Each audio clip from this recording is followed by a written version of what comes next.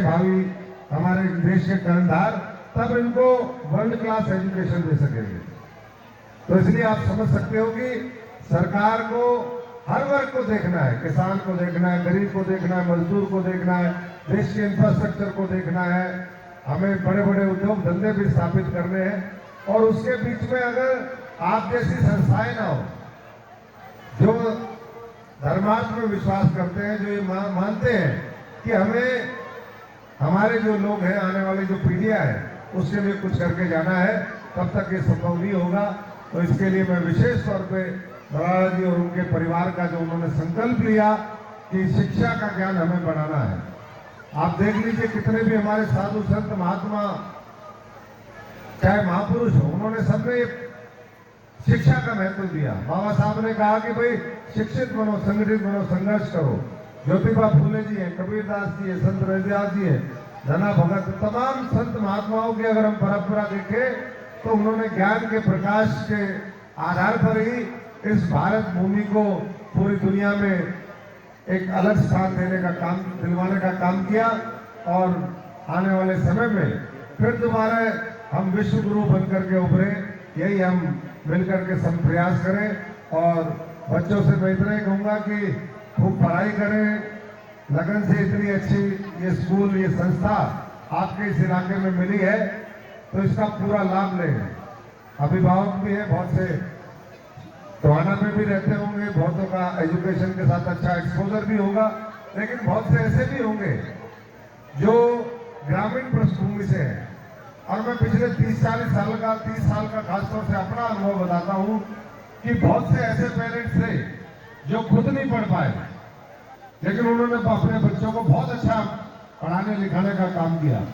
बहुत से ऐसे अभिभावक हैं जिन्होंने अपना कैरियर छोड़ करके अपने बच्चों का कैरियर बनाने का काम किया।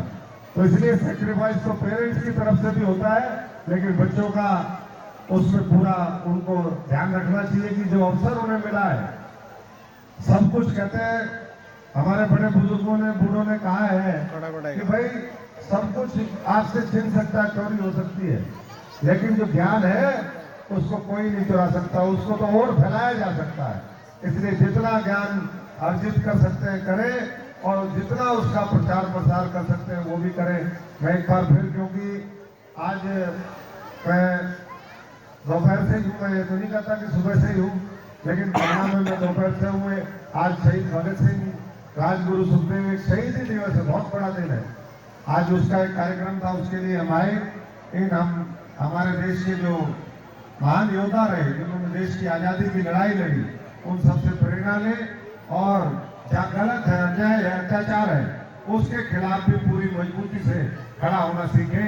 यही संस्कार मैं समझता हूँ कि हर अभिभावक, हर टीचर वो अपने बच्चों को देना चाहता है। क्योंकि आज और प्रोग्राम है शिक्षा के अंदर, मैं बच्चों की सारी प्रस्तुति देखता भी और भी सुनता।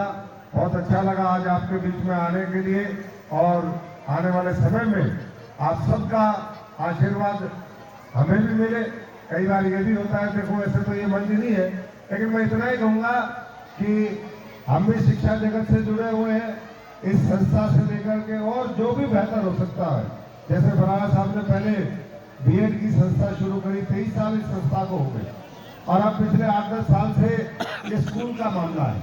तो मिलकर के हमारा और प्रयास होगा कि हम जो बेहतरीन यहाँ पर प्रैक्टिसेस है पूरे देश के लिए, जो देश में है, वो इस संस्था के अंदर भी लेकर के आए। क्योंकि मेरे तो साथ वाले सारे या तो ब्यूरोक्रेट हैं, या अखबार लिखते हैं, और या फिर वो पढ़ाते लिखाते हैं। कोई यूनिवर्सिटी मुझे नहीं लगता कि इस भारतवर्ष की होगी जहाँ पर जेएनयू का हमारा साथी पुराना कोई ना रहा हो।